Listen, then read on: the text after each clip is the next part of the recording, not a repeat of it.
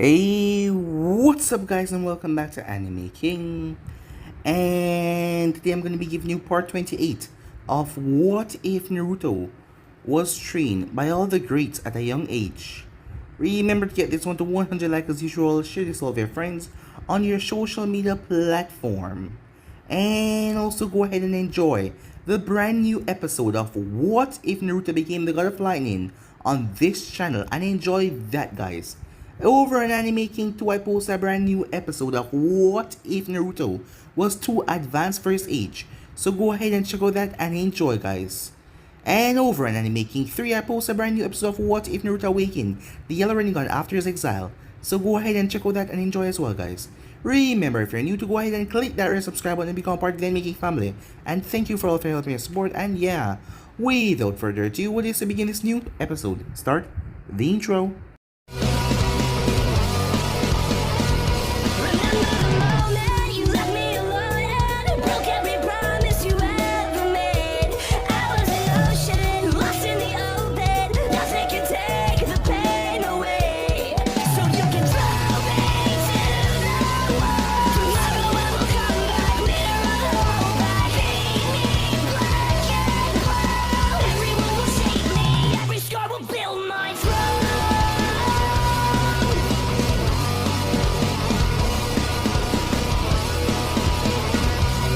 So, the last time we left off, Naruto asked Yujiyo to marry him.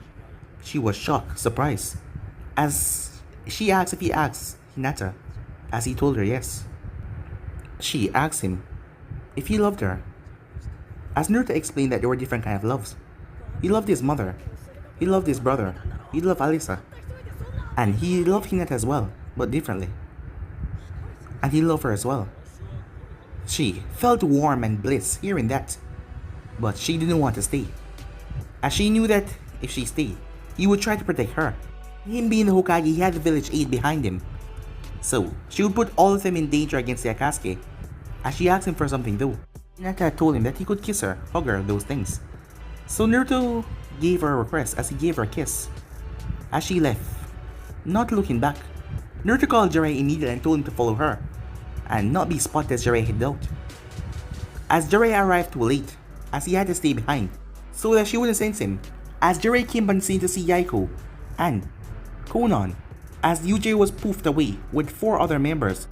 4 days it would take until everything changed, as Yaiko told him to make sure that the Fire Country and the Hokage submit once he arrived. Heading back to the village, Jiraiya told Naruto everything, as Naruto called a meeting for a couple members, as Yamato came in, as he was finally here. Yamato had a weird smile on his face, as Naruto had trusted Yamato, so we never expected this to happen.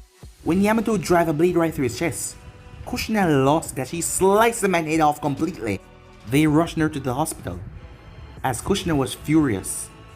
Shibe and the others had went to the council meeting, where Danzo and the elders had made a quick decision, making Ryuki the Hokage, till the current Hokage recovers, which they knew would not happen because there was a poison on the blade that was destroying Naruto's system inside.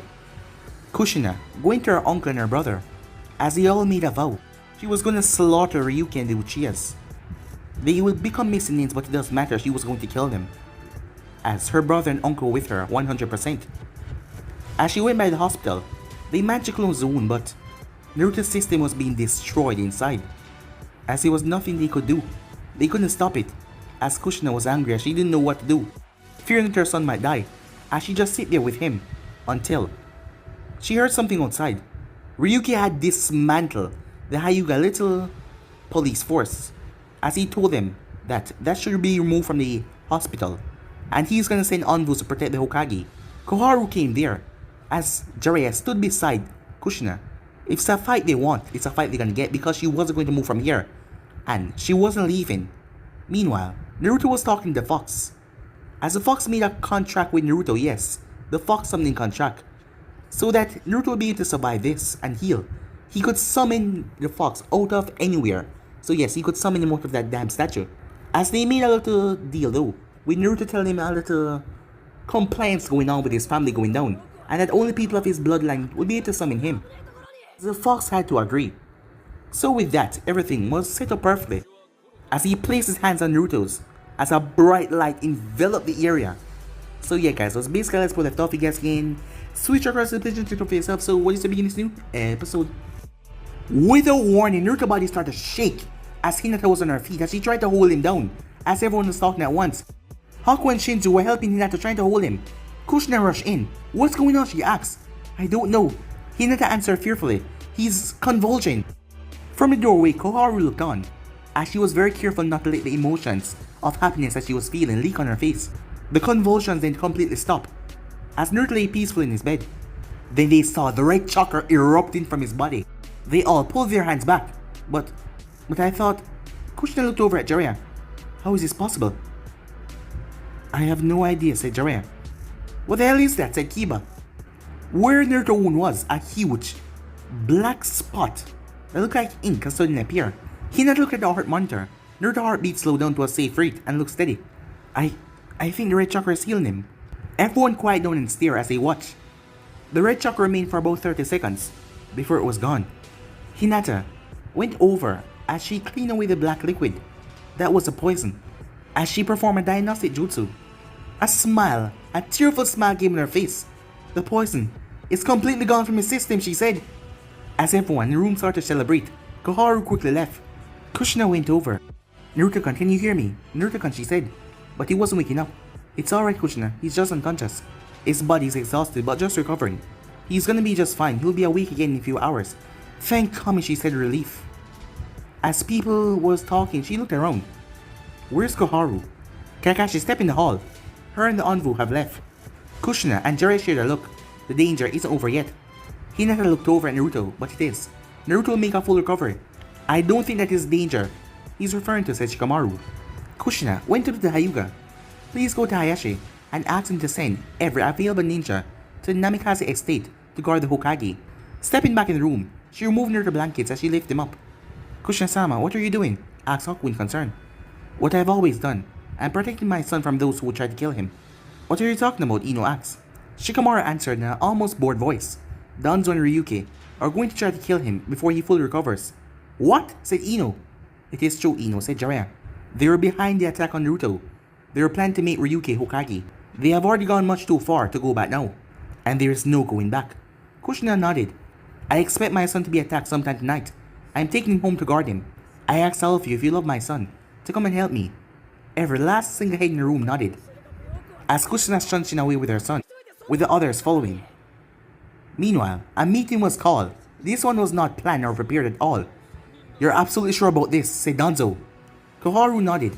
Hinata seems sure and I can't believe she'll be wrong about it. Now what? Ryuki said, panicking. We have no choice, Danzo said.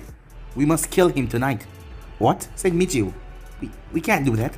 Everyone will know if we move openly. Danzo frowned slightly. There's no avoiding that now, I'm afraid. The bulk of the envoy and ninja of the village still remain loyal to him. If he is given chance to recover, we will all be crushed, said Danzo. So much for your worthless guarantees, Ryuki said angrily. But you're right, the die as cast. As he stood to his feet. I'll begin assembling my clan, he said. Danzo nodded. I will issue for all envoy to remain confined to headquarters tonight. I will also arrange a communication blackout. As he stood up. Wait, Michio said. What are you gonna do? Ryuki sent him a hard look. We're going to kill Naruto and everyone that supports him. But that isn't what we agreed to, Michio said. The situation has changed, Ryuki said. We must alter our plans to meet the reality. Just how many people are you planning to kill? Asked Michio. We have to purge every single threat to the new order, said Ryuki. Namikaze, Uzumaki, Sarutobi, Nara. He then hesitated for a second, but he spoke. Mamakai. All of them are on our way. Hyuga and Inuzaka will have to go too. But I have some hope they will be reasonable once Naruto is gone. Hinata will have to go as well. Oh, Kami. Michio whispered. This is not what I wanted. I joined you to help protect the village from the Kyuubi's pawn. But I never wanted any of this. It's past time to worry about what you want or don't want, Ryuki said flatly. This is not a plot anymore, this is not just talk, we have seized power. What do you think that Naruto and that bitch of a mother of his will do to us? This is a war now, we win or we die. Those are the only options. Michio shook his head. I want no part of this. I didn't join you two to begin a civil war. That's unfortunate. Danzo performed a quick jutsu and Michio found himself paralyzed. We could have used you, but unfortunately, as Hokage stated, this is a war. As he pulled a kunai, it seems like you're against us, because you're not with us. Slice! He sliced the man's throat open as he fell dead. He was one of the first to die, and there will be many more later on. Meanwhile, Misaki grabbed onto him and cried, "Please, Shinzu, come with us. You don't have to stay, your sons need you." Shinzu held on to her and tried to comfort her as he could. "I am very sorry, but Naruto is my Hokage, and more than that, he's my blood kin. My duty is to protect him, no matter what. You and I will go take the babies to the Haiku mansion. You'll be safe there." Misaki looked at him. She then leaned up and gave him a desperate kiss. She broke away. "You're a fool, but I love you." He smiled. "I love you too." If only a bit, he thought. Misaki and Aoi left with their son in their arms. He looked at Anko, who was 5 months pregnant. "You should leave too." She grinned. "You won't try and make me," she asked. "Damn it, Anko, what about our child?" "I'm thinking about our baby," she said. "With a mom like me, you know the poor kid's gonna need a father around." He was gonna argue, so she cut him off the long kiss. "Listen, you idiot," she said as she broke away. "I love you, and there's no way I'm leaving your side when you need me. And no matter we argue, you could not change your mind." Meanwhile, Kushina came to a stop as she saw Alisa in her red and black suit, with her sword in her hand and her equipment ready. "Alisa, I told you to get ready to go to the Haiga mansion with Hinata. Brother needs my help. I'm a ninja, and I'm gonna fight and protect my brother." Kushina looked down at the girl that was standing there so determined and so serious. She was proud and sad all at once as she kneeled down and gave her a hug. "My little one, your heart is strong and brave. You'll be a fine ninja one day." She kissed Alisa's cheek and made a single hand sign behind her back. The girl's eyes fluttered as she fell asleep in her mother's arms. "But not yet, my little one, not yet." Meanwhile, Hinata leaned down and kissed him. "Forgive me, Naruto-kun," she said. "Forgive me for abandoning you like this." As she looked at him sleeping. "You're not abandoning anyone," Shizune said. "Neji and I will be here to keep an eye on him no matter what." "Yes, you know that Naruto would not want you or the baby to be in any danger," Neji told her. "Don't worry, we'll protect him. It will be alright, Hinata." She nodded as she kissed his lip again. "I will be with you soon, my love." Before entering the mansion, Kiba had stopped by his home. His mother, his older sister, and a dozen other Inuzakas were all there with their dogs. There was a mass of people there inside and outside the mansion. Through the crowd, he found a certain someone. "You ready for this day, Waya?" "I guess. It's not my first war, remember? It's not my first either. You know, anything might happen tonight. There's no guarantee we'll live to see tomorrow. Makes you really appreciate for being alive." Teiwaya grinned at him. "You want to do it, don't you?" Kiba nodded eagerly. "Yes, please." As the both of them made their way upstairs to an empty bedroom. Meanwhile, Tenzo returned with 30 other ninja behind him, all of them in Anbu masks. Kakashi looked at their numbers and frowned beneath his mask. "Is this all you could get?" Tenzo nodded. "I'm afraid so." Danzo has cough. Without an order, restricting all cough. Anbu to headquarters, Hayate said, as he was wearing a mouse mask. A purple-eared Anbu was standing beside him. Most of the Anbu decided to obey what they believe is a lawful order. It was none other than Yujiro. Ibiki laughed. "It's funny how most Anbu have the guts to do anything but break orders." Kakashi said he had hoped to bring most of the Anbu over. "All of you, remove your masks. We will definitely be attacked by root agents. We don't want you getting killed by our side by mistake." Meanwhile, Ino approached Choji quietly and took a deep breath. "Ah, Choji-kun." He looked over to his girlfriend and smiled. "Yes, Ino-chan?" "Well, I've been thinking, this is a serious situation, and I hate to die with any regrets. You know that thing that you always wanted to do?" Choji smiled. "You mean eat beef dipped in chocolate?" Ino's left eye started to twitch violently. "No, Choji. Isn't there something you've been wanting to do with me? You know, the two of us, alone?" Choji's face lit up with excitement. "Ino-chan, you're finally gonna let me teach you how to cook." "Ow!" said Choji as rubbed top of his head. "Why do you hit me?" "You idiot! I'm talking about having sex," she said. Conversation around them halted as she spoke a bit too loudly, as people were looking at them trying not to laugh. "Oh, the hell with it," she said. She grabbed his sleeve as she headed for his stairs. Where are we going, Ino-chan?" he asked. "Guess," she said. Meanwhile, Asuma looked over as he saw his two former students go. "You know, Kurenai, anything could happen tonight." As she smiled, "And it's a shame to have any regrets," she said. Soon, they two were heading upstairs. Meanwhile, Gabriella. She turned. "Yes, Kushina-sensei?" "Gabriella, you know that we're going to be attacked by the Uchiha clan. I know I can trust you, but I also know how strong family loyalties can be. If you want to leave right now and avoid all of this, I will never think less of you." "But I would think less of me," she said. "My father asked me not too long ago where my loyalty was." She touched a headband around her neck. "I told him it was here. I am a leaf ninja. I swore oath to serve the Hokage in my village. Anyone attack the Hokage is my enemy, no matter who he might be." Kushina nodded, grateful for the loyalty and sympathetic. No, well, hard this would be. Off to the side, Temari was dragging Shikamaru up the stairs. They had some time before the killing started. Time skip. It was approaching 6 in the morning. The Inuzaka dogs start to bark. Jiraiya materialized beside Kushina. They're on their way. How many, Kushina asks. Maybe about 300 total, said Jiraiya. I think every last root member and every Uchiha that can use Sharingan is coming at us. I am glad there are so many of them, said Kushina. You are? Yeah. I have a lot of anger to work off. The Hyuga shouted out the alarm and everyone read themselves. A moment later, Kushina felt her left arm tingle. She looked at it. Every leaf on her special tattoo turned black. People were crossing over the outer fence, a lot of them, very quickly as the enemy came to sight. They did not call for surrender or did they offer terms, they just charged. Kushina pulled out her katana and screamed, "For the Hokage!" And with that the killing and the dying began. As everyone got ready, Kakashi lifted up his headband as his Sharingan was on full display. He held out his arm as the sounds of bird chirping could be heard as lightning started to generate.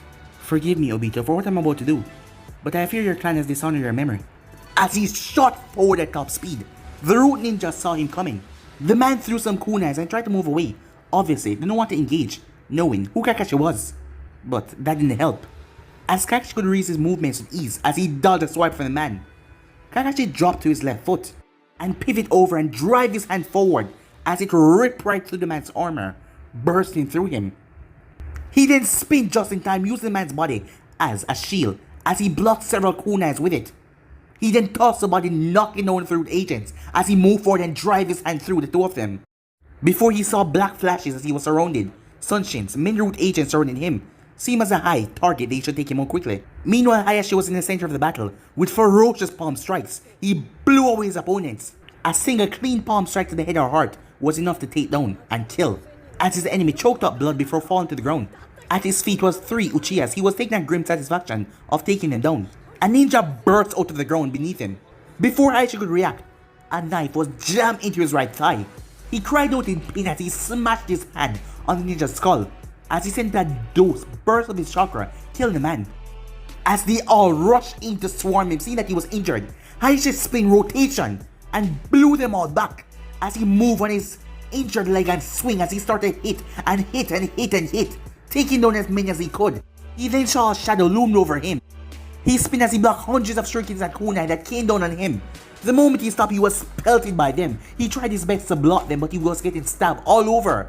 As kunai with explosive notes landed, boom, his body was thrown to the side. He landed in a heap as he was assaulted by kunais and shurikens. As Hayashi Hyuga got to his feet, he struck out with as much force as possible, releasing chakra force strikes. But his body was pelted. As he fell to his knees, coughing up blood, the man dropped down dead. As he had did his part, taking on as many as he could, but he couldn't keep up with all of them. From his position in tree line, Ryuki nodded as he saw that the man was dead. Meanwhile, Jiraiya was surrounded by an army. Seeing him as a big threat, they were coming after him in a bulk. Jiraiya laughed as they surrounded him. Any of you ever see an ant get stepped on? Its hand was already bleeding because he bit it. Summoning jutsu, he said. With a huge poof of smoke, Jiraiya was riding on top of Bunta's head, as the other ninjas were nowhere to be seen. Good work, Bunta. Jiraiya flipped down. Jiraiya, what's going on? Bunta asked, looking around. This is Minato old home. What is happening here? That's right, Bunta. This is a Namikaze mansion, and those ninjas who are attacking our Leaf ninjas who have betrayed Naruto and tried to kill him. What? Said Bunta. His outraged shout brought most of the fighting to a stop for a moment as they glanced back, as many of the civilians heard the shout. Due to Danzo blocking the phone lines and everything, many of the civilians didn't even know what the hell was going on. Jiraiya, are you telling me that these men have broken their oath to their Hokage and they're trying to murder him? That's exactly what they're trying to do, Bunta, said Jiraiya. He almost felt sorry for the poor bastards. Almost. Bunta pulled out his sword. There is no worse scum than a traitor. The sword came down like a rocket. 4 ninjas were split as it slammed into them. Bunta moved forward to search for more ninjas to harvest, as he hesitated to not harm those that were protecting Naruto or the mansion. But the attacking forces saw him. Take down the toad, most of them shouted as they came towards him. Meanwhile, Kurenai panted as she had taken down so many enemies already, as her genjutsu was a deciding factor in its war for her, seeing that many of them were caught up in their illusions really quickly. As she did it once again, the Anvu was trapped as she quickly materialized out of a tree behind him and brought her kunai down, only to get slashed right across the chest. Her eyes widened. As she looked at the man's face, she could see through the eye holes. As she saw three, told them Sharingan looking at her. As Danzo and Ryuki had organized the envoys. Well, the Uchiha suggested up like them. Yes, so that would be perfect. Thinking that these were just normal envoys, but they were not. They were the high-class fighters of the Uchiha clan. With their three totem Sharingan activated, Shino, Senior Sensei, get cut down. For a rare, brief, short time, emotions flare into his voice as his bugs started to behave wildly. The envoys tried to get away, but he could not. Eat him to the bone, Shino said. The man cried, but not for long. Meanwhile, the Inoshika-cho was currently on full display as Shikamaru, Ino and Choji were working together in perfect synchrony, using Choji as a spinning yo-yo as he was grinding through ninjas after ninjas. As they started to take care of the ninjas around, until Choji broke away as he started to spin, taking on a great force that was coming after them. It seems they were trying to team up under one they seem as dangerous. As Shikamaru spread out his shadow to catch several ninjas, Ino then turned as the Uchiha came towards her. She tried to place him under her jutsu, but he was just too fast. Gale Windstorm! As a force slammed into the man and sent him flying away.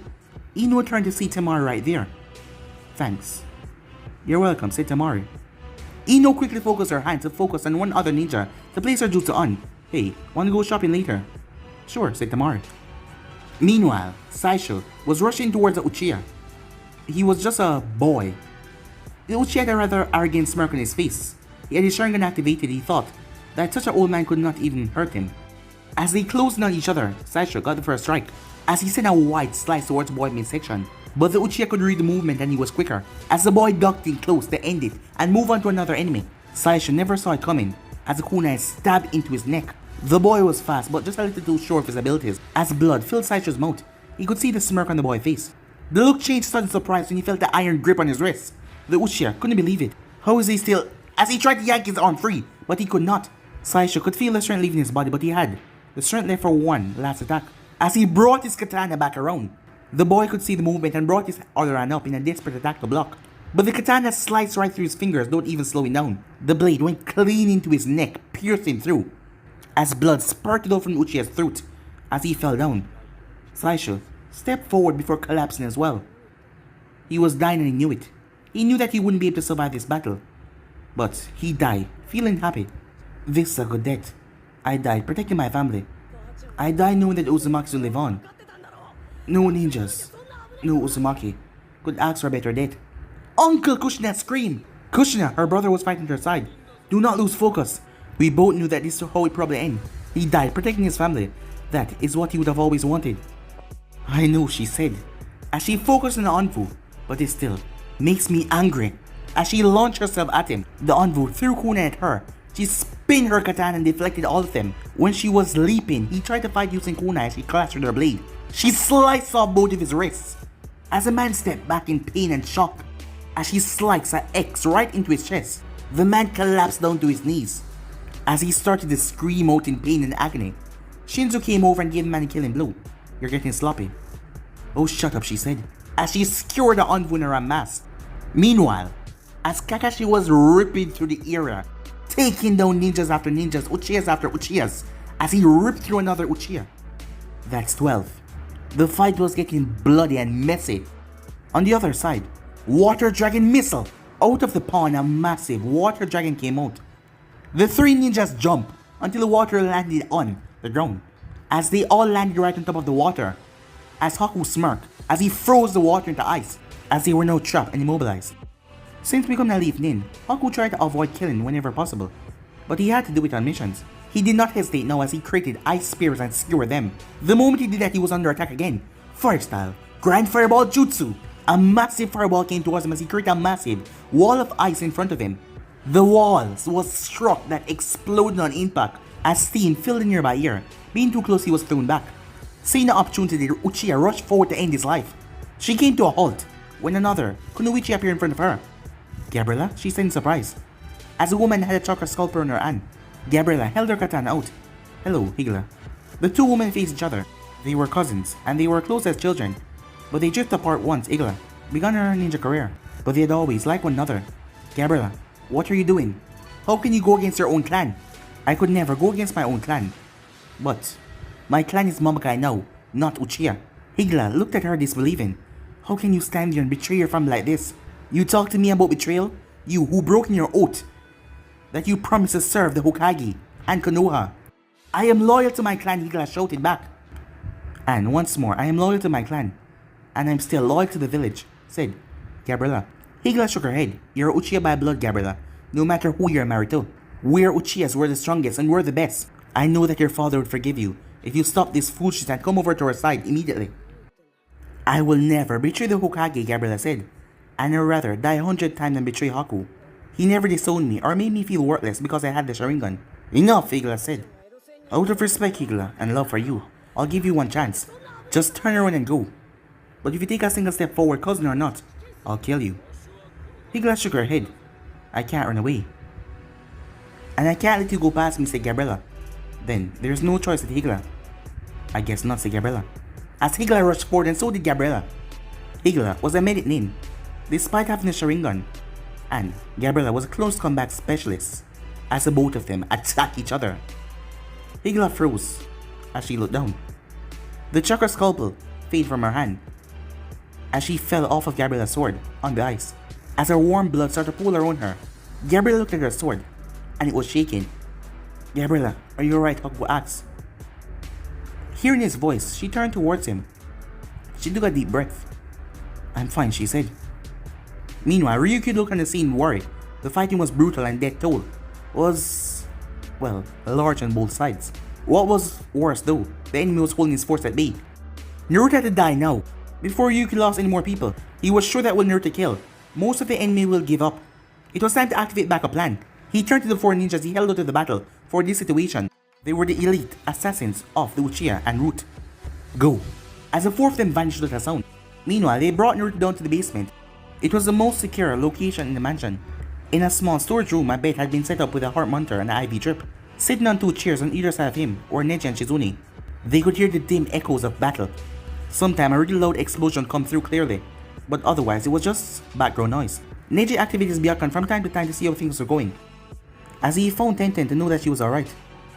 He didn't keep it active to conserve chakra. Shizune looked at her watch nervously. It will be getting light out soon. Neji was about to agree when he heard a noise from the stairwell. Byakugan.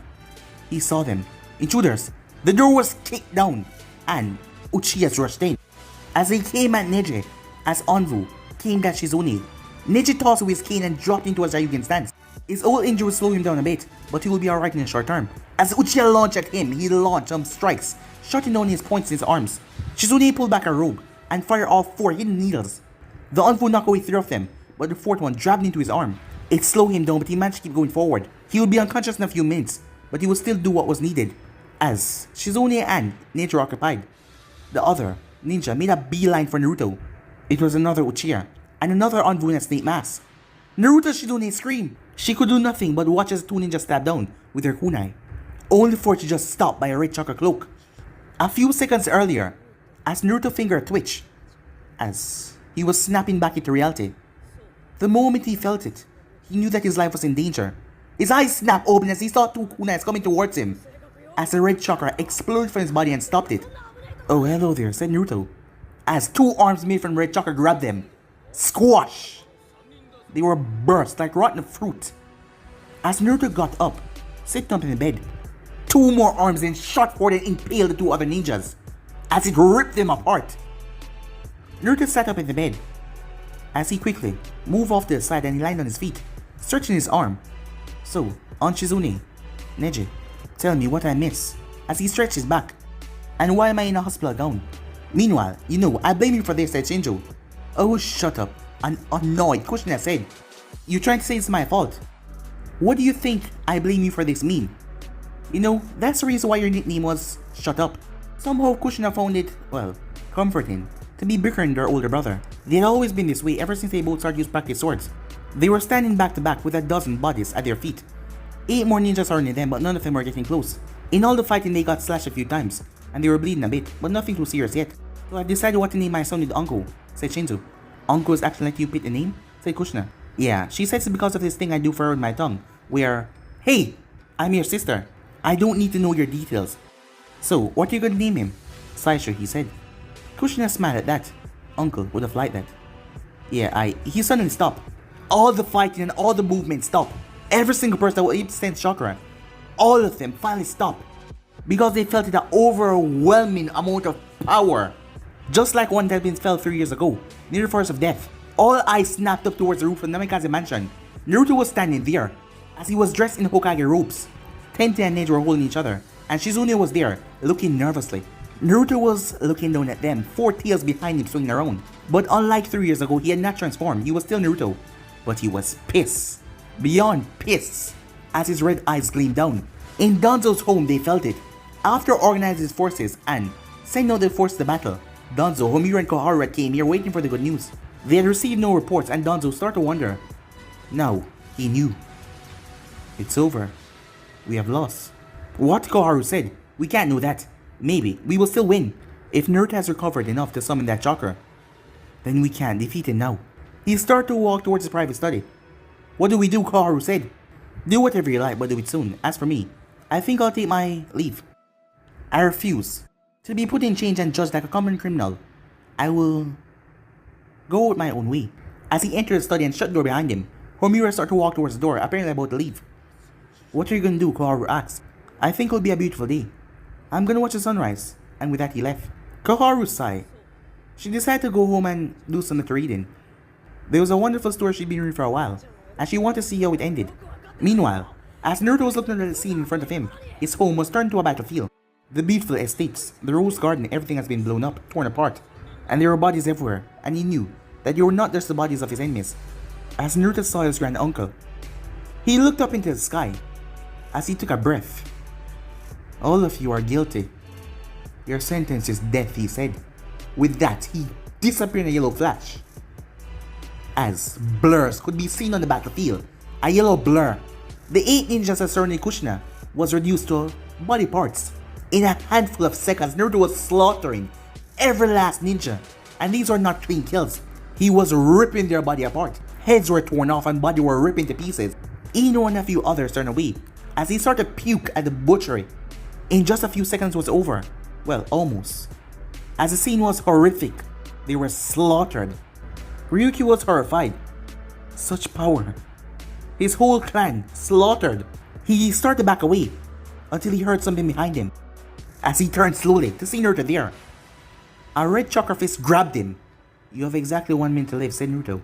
As the both of them were gone in a yellow flash, they reappeared on the outer wall of the Uchiha compound. The sky was getting lighter, it was almost dawn. Why have you brought me here? Ryuki asked fearfully. Ignoring him, Naruto cast a jutsu. The entire top of the wall was cast with smoke. When the smoke cleared, clones were everywhere. All the clones pulled out their swords. I made you a promise, Ryuki. Can you repeat my words for me? Ryuki looked frightened. There are no ninja left in the compound. Only civilians and children who are too young to have the Sharingan. Naruto gave him a smile that chilled his heart. I promise you I would annihilate the clan. Not only the ninjas. You wouldn't. I beg you, Hokage-sama. Show mercy. I did, Naruto screamed. The Uchiha clan has wanted me dead since the day of my birth. Your clan has given me more misery and pain than any other enemy. Yet despite everything Sasuke, Itachi and the rest of your clan did to me, I treated you all with honor. I put the past aside and acted with pure mercy, and you repay me by stabbing me through the heart. His cruel smile widened a bit. You want mercy? Alright, I'll only kill you and leave the rest alone. If you can name one time when your clan show me some mercy. Ryuki opened his mouth, but there was nothing he could say, because there was none. That's what I thought. Your clan hated me, and wanted to destroy me for my entire life. It's only fair I return the favor. Your mint is up, Ryuki. I just want you to live long enough to realize that you were responsible for the final massacre of your clan. The shadow clones let down and screams began almost immediately. Ryuki screamed as well as he howled it. He pleaded and he wept, as Naruto left him alive for him to hear every last single scream of his clan being killed. As he was annihilating the Uchiha clan. Well, he didn't kill the children. The children that he spared would be adopted into new family, or grow up, with different last names. With Gabriel Abino and Mamakai, the Uchihas were finally extinct. Meanwhile, Asuma held Kurina and Hana seen her work on her. You're sure she's gonna be alright? Yes, the wound missed all her vital organs. She will make a full recovery, as Hinata healed the tissue and brought Kurina and flesh back together. Thank you, Hinata. I know you have other things on your mind right now, said Asuma. She gave him a small smile. It's alright. The other things can wait. Helping the wounded can't. She rushed back from the Hyuga estates The second she felt him unleash his power. It had taken her less than a minute, but by the time she arrived, the fighting was over and Naruto-kun was gone. As his chakra was blazed like a fire, she could have found him easily with her eyes closed. But then she heard the cries from the wounded, and her medic instinct kicked in, and she started to help the people, along with Shizune, Neji, and the others, as many people were in pain and suffering. Meanwhile, Kushina knelt down and closed her uncle's eyes. His katana was on his chest. She gently kissed his forehead. His flesh was already growing cold. "Goodbye, Uncle Saisu," she said. Shinzu bowed his head in respect. Meanwhile, the Inuzakas gathered around in a circle, as in the circle was the bodies of 2 ninjas and 2 dogs. These were both cousins to Kyuubi and their partners. Kyuubi and his mom and his sister took minor wounds in the fighting, but they will be fine. But 2 had made the ultimate sacrifice in line of duty. For the Inuzakas, sorrow was not something to be ashamed of, as they will miss their loved one greatly. As Teiwaya wasn't comfortable with this tradition. She was never the type to show that she was hurting, but she went to the Kyuubi and placed her arm around him. He looked over as he nodded gratefully for her support. About 50 of the defenders died, along with the attackers. After the fighting had come to an end, as everyone started to help the wounded, no additional life was lost to late treatment. When the wounded taken care of, many ninjas were grieving, consoling one another, as it was finally dawn now. The long night was over. As people were still resting, Jiraiya approached. Kakashi was sitting down alone in the grass. "You alright?" Jiraiya asked. Kakashi nodded. "Yeah, just tired." "Don't doubt it," said Jiraiya. Kakashi then turned his head. "Where do you think he's right now?" "The Uchiha compound. It has to be," said Jiraiya. Both men nodded grimly. They knew what that meant. "It's a real shame," Kakashi said. "But I don't see any other way this could have ended. The Uchiha brought this complete on themselves," said Jiraiya. "So did Danzo and Root." Kakashi shook his head sadly. To think that so many Anbu betrayed the Hokage. Let's just hope that Naruto doesn't decide to pay a visit to Anbu headquarters next. Jiraiya was half joking. 30 minutes later, Naruto returned. And he wasn't alone, as the red chakra left him, and he felt no exhaustion. His mother rushed over. "Naruto," as she started to cover his face with kisses. "My baby," she said normally. He didn't like when his mother called him her baby in public, in front of so many witnesses. But just this once he smiled and accepted her words without complaint. Then he heard another woman call his name. Asked Kushina. "Step aside," as Hinata rushed forward and placed a gentle kiss on his lips. "You're alright, aren't you, Hinata-chan?" he asked. "You aren't hurt, right?" She smiled. Of course he'll be worried about her, and he was the one that was nearly at that door. "I am alright, Naruto-kun. I wasn't even near. Your mom let me leave before the fighting even start." "Hinata, reach up. Naruto-kun, your whisker scars. They've come back." "They have?" He reached up, as he felt the tiny ridges on his skin. "Huh, I guess they have. It makes sense, I guess." Jerry let out a loud cough, interrupting the scene. "I'm glad that you're okay, kid, but there's something we have to discuss." The door opened, as a Shaolin came out. "Mom, can you change a diaper for me?" Kushina looked at him startled. Diaper?" She heard children shouting and babies crying. What is going on in there? Kushina stepped inside. Her eyes went wide. It looked like a nursery that went wild. There were children running around playing and shouting and knocking things over. There were babies and infants being held by Naruto clones, while the others were trying to stop the kids from causing a mess. "Naruto, what is all of this?" "These third three children are the last of the Uchiha clan. They should be young enough to eventually forget what their life were before today." "I see," said Kushina quietly. "Naruto, just what do you plan to do with these children?" asked Kakashi. "I'm going to let them be adopted. I'm sure that some of them would develop the Sharingan, but from now on, that ability would be shared among many clans. No one clan will have a control over that dojutsu. Any children that are not adopted will become orphans of the state and be given new names. There are no more Uchihas in Konoha." "I see," said Kakashi. "Is there any way to tell which of them will develop the Sharingan?" Asuma asked curiously. "No, I couldn't even guess what the percentage would be," said Naruto. 1 in 3, said Gabriella quietly. "About 2/3 of those that live in the Uchiha district were civilians who could not activate their Sharingan." Naruto looked towards her. His look didn't look quite guilty, but it wasn't proud. "Gabriella, what I did." "I understand, Hokage-sama," she said. "Every adult in the clan supported Ryuki, even if they were unable to fight. The entire clan was complicit in the rebellion. Thank you for sparing the young ones." Temar walked up to one of his clones and took a crying baby as she carefully rocked him back in front as she sang a lullaby, a same one her mother sang to her. The baby quieted down as she looked over Shikamaru. "Shika, I want to adopt him, but I thought we were going to have our own children." As he already thought about changing so many diapers already. "I still do, but I still want to adopt him as well." He sighed as there was no change in her mind. Kakashi made his way over to a young boy. He was crying alone in the room. "What's your name?" said Kakashi. The boy looked up nervously. Obito?" Kakashi looked down in surprise. before a small smile came in his face. "Come with me, Obito," he said. "I'll take care of you." Yuji and Hayate survived the battle perfectly well, as they were gonna start their family soon. But they also saw a wonderful girl that they want to adopt as well, a 3-year-old. The Hyuga elders adopted 4 of the children, thinking that one day their bloodline would mix the Hyuga Byakugan and create a new version of the Byakugan or Sharingan, as Tatsume adopted 2 of the children in their clan. "Alisa was safe to come home. No, please don't make me look," she said. "Open your eyes," said Kushina. Alisa slowly opened her eyes. She looked at her grand uncle. This is a part of what it means to be a ninja. For most ninja, this is how life ends. All of us that travel this path must accept that we can die at any moment. Why? Why must it be this way? We are the living swords and shields that protect this village, Alisa. We put our life in danger so this village and people can live in safety. You will graduate the academy soon and receive your headband. This will be your path." She looked up at her mother. "Of course, Mom. I want to keep people safe," she said. She watched the orphans of the Uchiha clan be adopted. "Mom, can I have a little brother?" she said. Kushina looked at her in surprise. "You want me to adopt one of these children?" "Yeah, I want to have a little brother, so I can protect him the same way brother has always protected me." Kushina thought about it. The truth was she loved being a mother. Taking care of children has always made her happy. She looked over to her son. "Would you have an objection, Naruto?" "Of course not, Mom," said Naruto. "You do realize if I adopt one of them, you'll have a Uchiha as a brother. No, if you adopt someone, he will be a Namikaze just like Alisa. I will treat him as my brother, just like I always treated Alisa as my sister." As Kushina made her way, she approached a 5-year-old boy. She gently leaned down and rubbed the top of his head. "What is your name, child?" Masaharu," he said. "Well, Masaharu, my name is Kushina, and I'll be your new mother." Time skip. 3 boys and 3 girls remain, age ranging from 2 to 7. Gabriella turned towards her husband. "Haku, I want to adopt them." "Wait, all 6? She nodded. "They're all kin to me, and I don't want them to end up in the orphanage." "Do you really believe we can take care of 6 children by ourselves?" "By ourselves? We'll still be living here for the foreseeable future, which means we have plenty of help." Kushina shook her head, as she knew who Gabriella thought would be giving her most of that help. But she smiled. But guys, if you ain't subscribed right here, for next part, these are to do. Like, subscribe, comment, number 1, turn on the bell notifications stay posted. But I'm off for now. See you guys soon. Peace.